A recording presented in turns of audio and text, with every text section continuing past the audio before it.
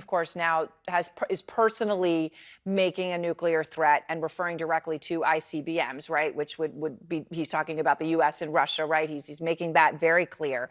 You know him. You met him when you worked in the Clinton administration, when you worked in the Obama administration. He's now saying not just this threat, he's saying the threat of nuclear war overall is increasing. Those are his words. If he were to use nuclear weapons in any way in Ukraine, and he's also now making it clear he'd do a first strike, how would you want the U.S. to respond? Well, I think the president has done this and made very clear that if the Russians use nuclear weapons, that there would be catastrophic consequences to the use of that kind of weapon.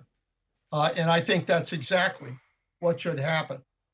If Putin crosses that line and makes use of a nuclear weapon with all of the ramifications of what a nuclear weapon can do, I think the United States and our allies have to be willing to respond with force if necessary, in order to make clear that that would force the United States, Ukraine, and our allies to confront Putin and the Russian invasion directly.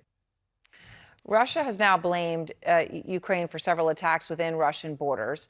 The White House said today the U.S. respects Ukraine's military decisions, but that the U.S. has not encouraged or enabled those strikes on Russia. Obviously, there's speculation that Ukraine now has its own internally developed drones that enabled them to do this. That's the speculation.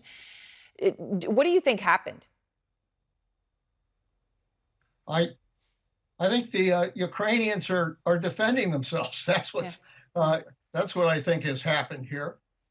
These are bases where Russian planes are taking off to deploy this barrage of missiles that are going into Ukraine and doing tremendous damage to human life, to their infrastructure, and to their entire country, really.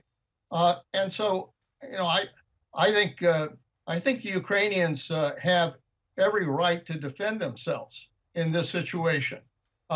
It's up to them.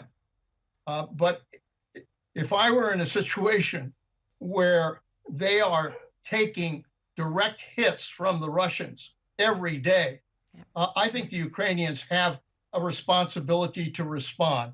So I understand their need to be able to defend themselves. Well, I think it's significant, right? You're not just saying a right to respond, but a responsibility to respond to where those are coming from, which, of course, is deep in the heart of Russian territory itself.